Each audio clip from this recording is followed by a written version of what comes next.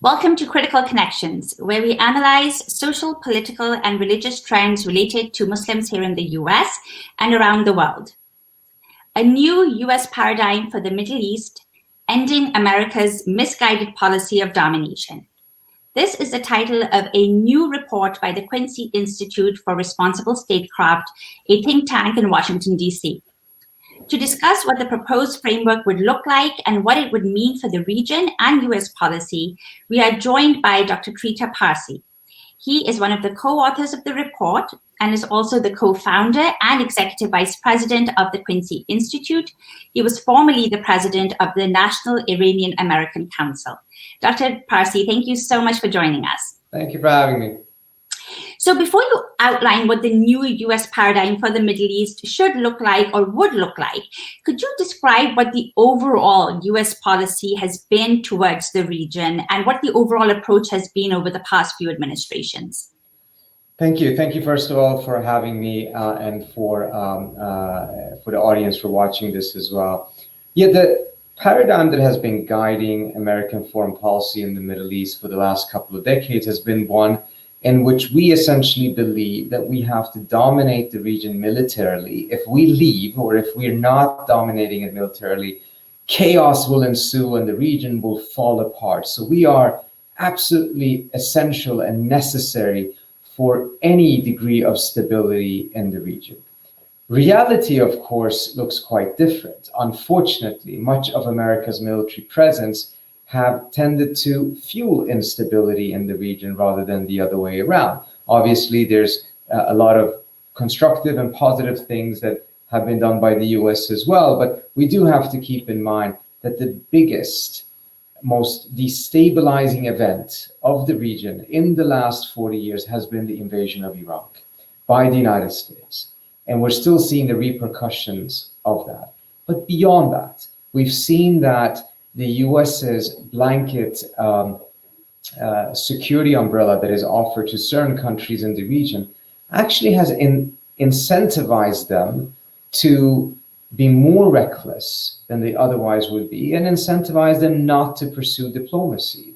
And this has been highly problematic. So for instance, if you take Saudi Arabia, it's difficult to imagine that the Saudis would have gone forward with the war in Yemen, or whether they would have kidnapped the prime minister of Lebanon, imposed a blockade on Qatar, or beheaded a Washington Post columnist, had it not been for their sense, their perception that they have a standing green light from Washington. And this is a direct outcome of the US pursuing military hegemony in the region, which means that it feels that it needs to appease the Saudis because it needs the Saudis in order to pursue that quest for hegemony. And that also means that other objectives and values, such as human rights, are constantly being sacrificed for this higher objective of military hegemony. And it has not stabilized the region. And perhaps more importantly, from a US perspective, it has not made America safer. On the contrary, the amount of people that have died, the sense of threat from the region, the way that extremism has spread as a result of the Iraq war, etc., all have served to make the United States less safe.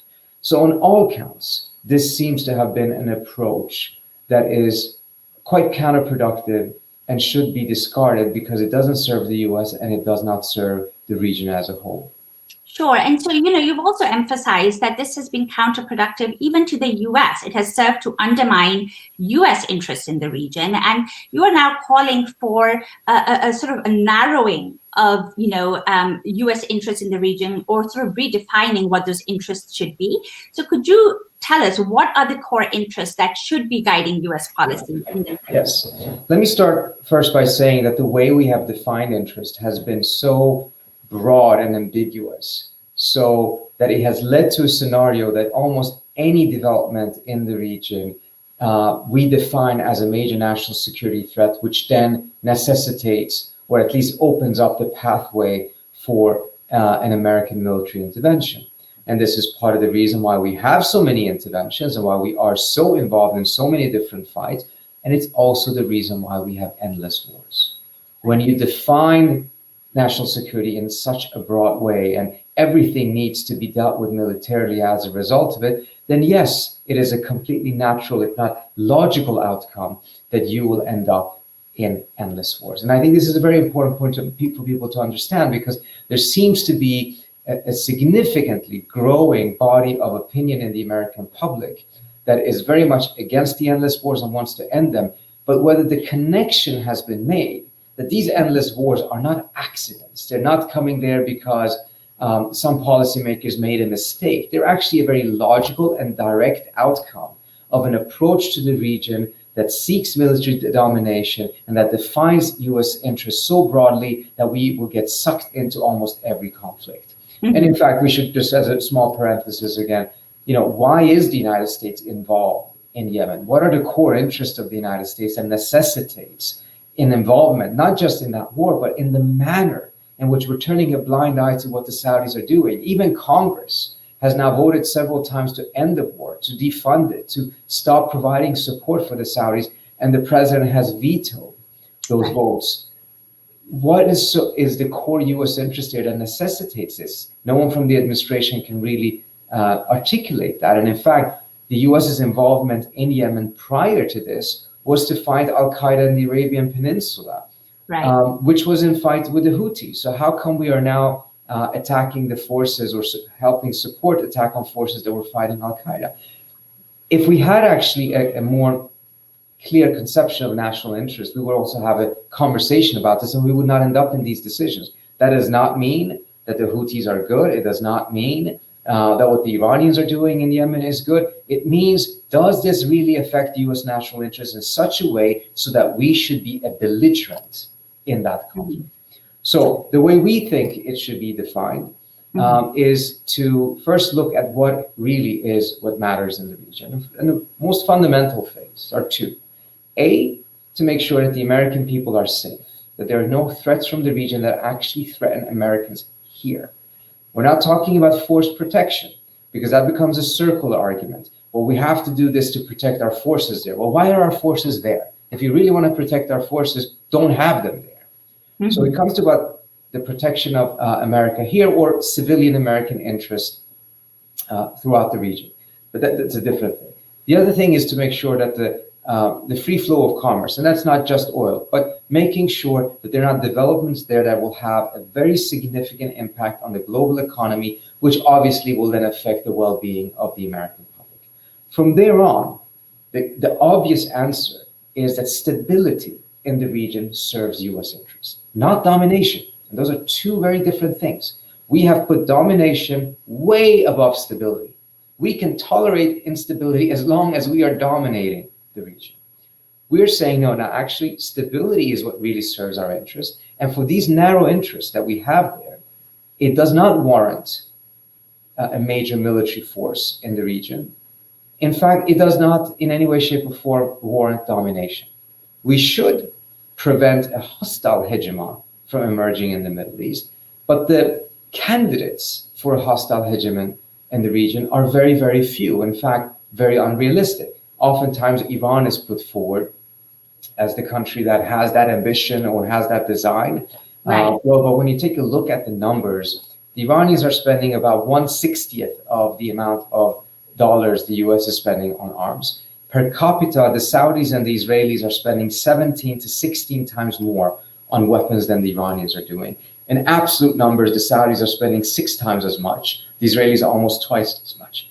Whether the Iranians have the intentions or not, they clearly do not have the capability. Mm-hmm. When it comes to countries such as Russia and China, yes, we could imagine that at some point they may have that interest. They do clearly not have that interest right now, partly because I think they have learned from our mistake that the Middle East actually is not worth dominating. So they're not making a bid for it. Expanding their influence, yes, of course, but that's different from actually seeking domination.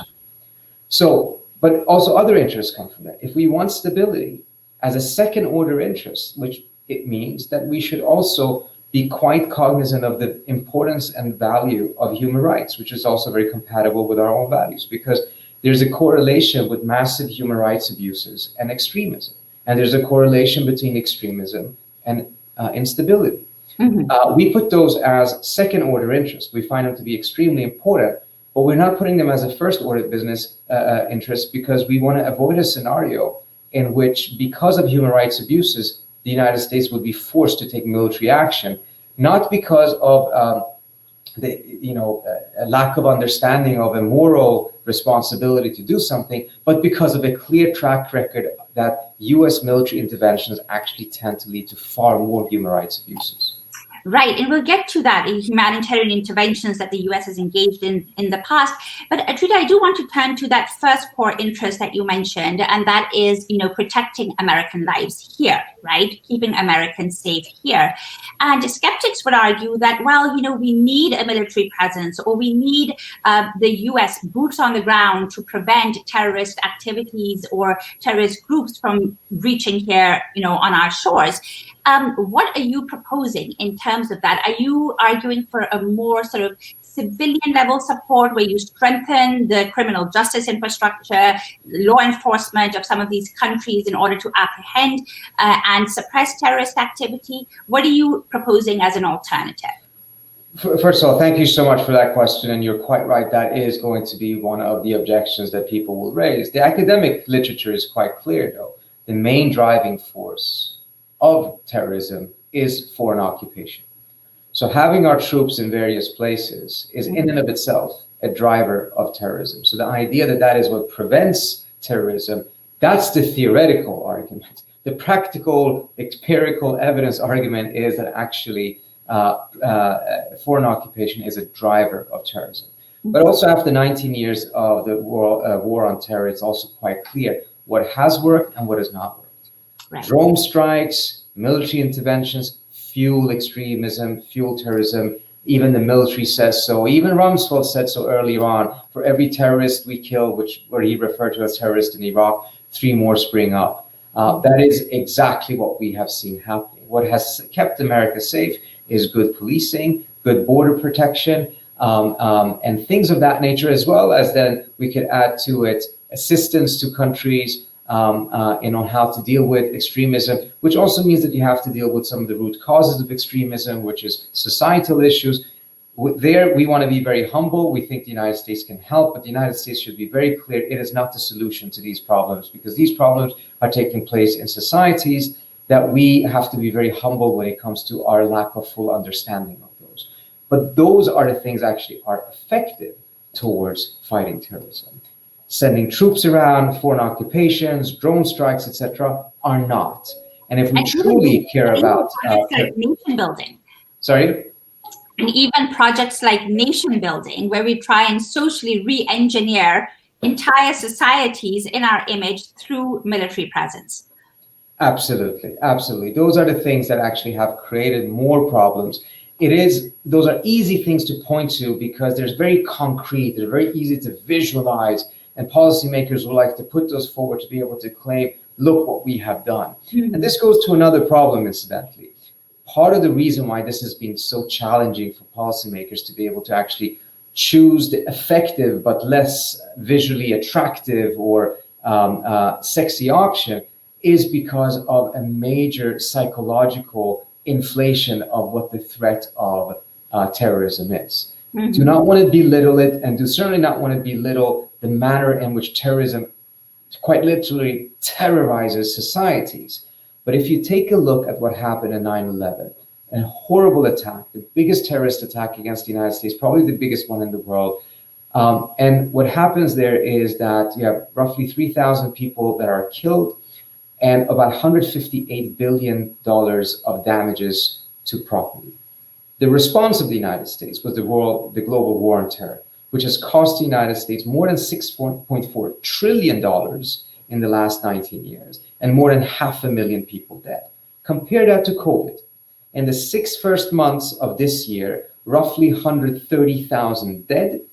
And when it comes to the cost of COVID and that pandemic, we're talking about $7.9 trillion, according to the Congressional Budget Office, over the course of the next 10 years.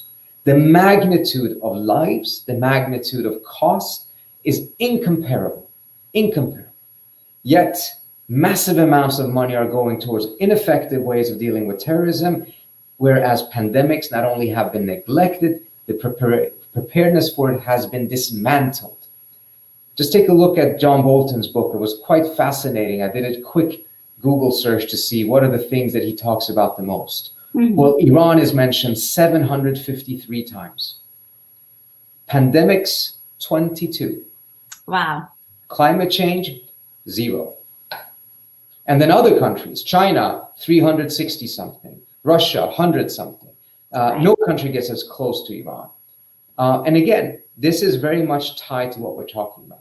Because to justify the American military domination, there is an obsession with Iran and the idea that the Iranians want to have hegemony there. So we have to be there to prevent the Iranians. This leads massive amount of focus and resources onto Iran at the expense of the things that actually kill Americans, such as pandemics, such as climate change, things that we need to have international collaboration for in order to address, whereas bombs and drone strikes are quite ineffective in dealing with pandemics and with climate change. So let me first start by saying, in my view, some of the recommendations we're making are common sense, they should be done, but the real value of the report is not necessarily the individual recommendations that are obviously important. The real value is that it's providing a new framework for how to approach the region that makes those recommendations internally coherent. Mm-hmm. Whereas right now, if we were to adopt those recommendations, but still operate within the paradigm of pursuing military hegemony, we would actually add more incoherence to our Middle East policy.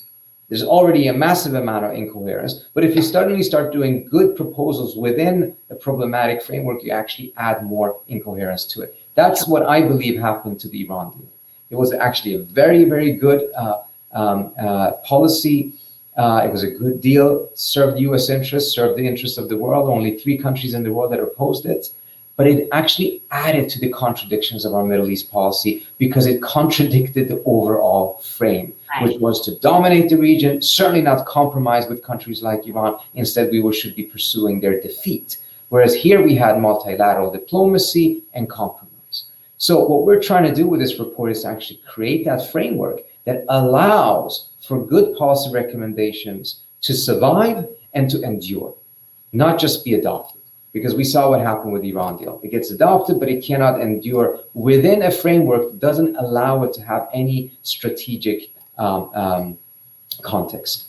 So our approach is a framework that is designed to make sure that it protects the American people, protects the American people's economic well-being as well, and at the same time does so without promoting military interventions. It's actually designed in such a way to make sure that those who are seeking military interventions will have the tougher task at selling it. Whereas today, within the current framework we are in, it is those who are trying to prevent war who have the cards stacked against them. Right, right. And within that, we're saying we need to have an approach towards the region, and the bilateral relations with countries should be adjusted to that regional approach so that we have that coherence and consistency. Today, we have bilateral relations. We don't have any regional approach. And many of those bilateral relations are completely contradictory. And in many cases, our relationship with country X is a function of that country's relationship with country Y. So based on that country's relationship with Saudi Arabia, that will determine our relationship with that country. So we're not putting U.S. national interest or our approach to the region at the center. We're putting the interest or the defined interest of certain allies of the region at the very center. And that is also part of the reason why we ended up in this very incoherent and problematic Middle East policy. When it comes to the individual recommendations, we believe, first of all, that this multipolarity actually benefits the United States. The United States can withdraw its forces. We believe that it should be done over the course of 5 to 10 years to give strategic partners there the time to be able to adjust. We are not favoring a Trump-like type of announcing it over Twitter and 2 weeks later it's going to happen. No, we want it to be a deliberate and coordinated and collaborative effort. And then that multipolarity in and of itself is good as long as we have some form of security architecture that is created there. In the absence of that, it actually could lead to more instability, at least in the short term. But our recommendation is that the United States should help should assist, but should not lead that effort. Because we want that effort to be sustainable. For it to be sustainable, it means the regional countries themselves need to have ownership of that process and really feel that they have to have that buy-in. They cannot have ownership if we have the leadership. Right. And I wanted to actually ask about that. I mean, you call for a regional architecture. Are there particular countries in your mind in the region that have that capacity or have that potential or are working towards something like that? And just a couple of other questions regarding that regional architecture that you're talking about. Now, are you imagining something that is the Gulf countries, Arab countries, with Iran and Turkey, or are you imagining something broader with Israel as well? What would that look like? And have you seen, sort of developments in that regard? So what we're recommending is to start where the likelihood of success is the greatest, and that's in the Persian Gulf region, which means that instead of having this balance of power paradigm with the GCC, which was deliberately designed for the GCC to balance Iraq and Iran, which can be successful in balancing, but is not successful in creating peace, at least not sustainable peace. We want to have an inclusive architecture, get the Iranians, the Saudis, and everyone else on board.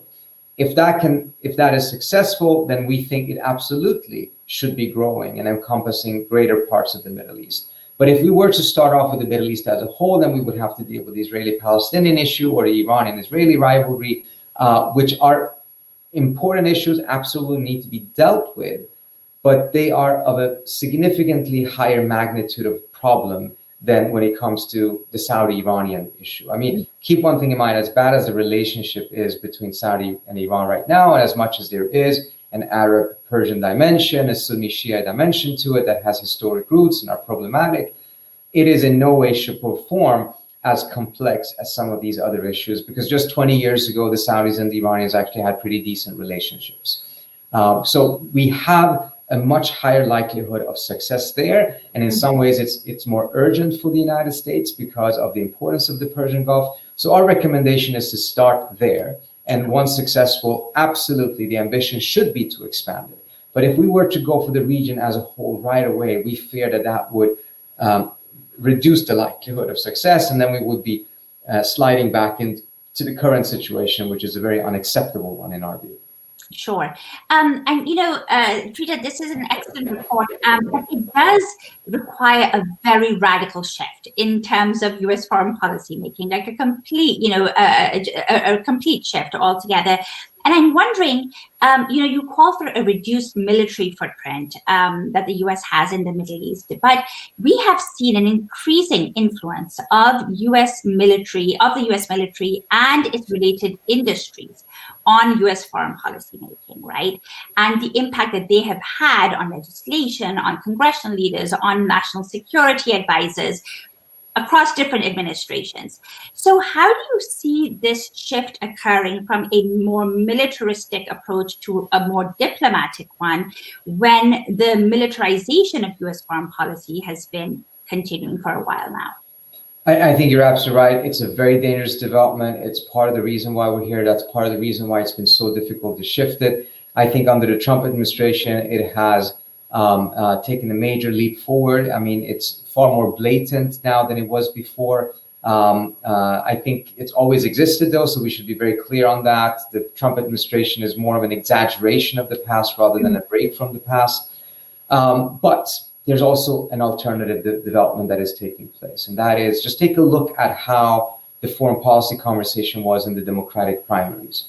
All of them were talking about ending the endless war. Look at what the Republican president said in 2016, or the candidates. Well, there was one candidate talked about endless war a lot, and he's the one who ended up winning. And he continues to talk about it. I don't know any wars that he's ended. I think he's put us on the brink of war with Iran, but unlike George W. Bush, he hasn't started any new ones. You have a scenario in which the American public is absolutely tired of this. They want to end the wars. They want the troops to come home. And it's gotten to the point in which everyone who wants to become a presidential candidate has to adopt that language. The challenge is, how do you take that sentiment that is so pervasive in both parties and connect it make people realize the reason why we're there is because of a policy of military domination. If you want to end the endless war, you have to end the military domination as well. That's where our challenge is right now. If that connection is made, I think that sentiment that is out there can become a very strong and hopefully a prevailing counterforce to those who are making money and profiting off of the militarization of our foreign policy. Right. And, we know that there are special interests. Right? They are there. They influence legislators. They influence a lot of the decision making. What changes are required in our political system for this shift to occur? And do you see in the current Congress and in, the potential Biden administration, do you see people who could potentially be more amenable to your way of thinking and what you're proposing in terms of a reduced military footprint?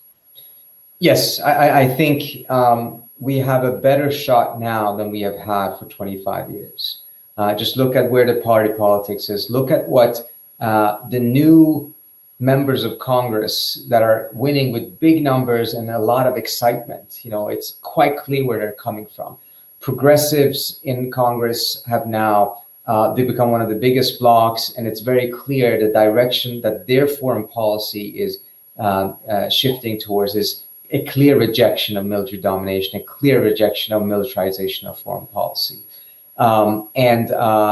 It's going to be impossible, in my estimation, for a Biden administration to completely ignore that. I think they have shown openness to a lot of those ideas. What we're hearing from some Biden officials, just take a look what Jake Sullivan and Daniel Benaim wrote in the Foreign Affairs a couple of 2 or so months ago. They were talking about a new security architecture in the Middle East and the break from it. A lot of very positive measures, in my view. I think where I may differ a little bit is that I think in Jake and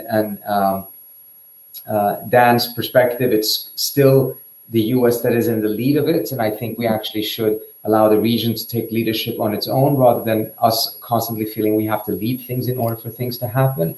But these are very significant developments, in my view, very welcome developments that shows that a lot of this thinking is starting to be adopted by folks that are in many different parts of the democratic establishment, not just the progressives. And I think many of them have come to these conclusions on their own because they're seeing the same reality as we are seeing, which is that the current strategy is not working. The current strategy either has a tendency or is designed to constantly drag us into military action.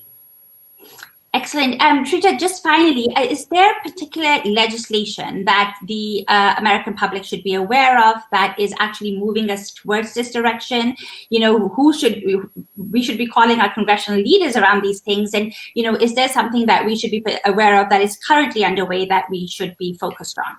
Well, there was just a vote on cutting the Pentagon budget that unfortunately did not succeed. But what we're seeing is a growing momentum for not just talking about ending endless wars, but actually doing something concrete about it. And one way to do something about it is, of course, to make sure that there's no more money for those type of interventions.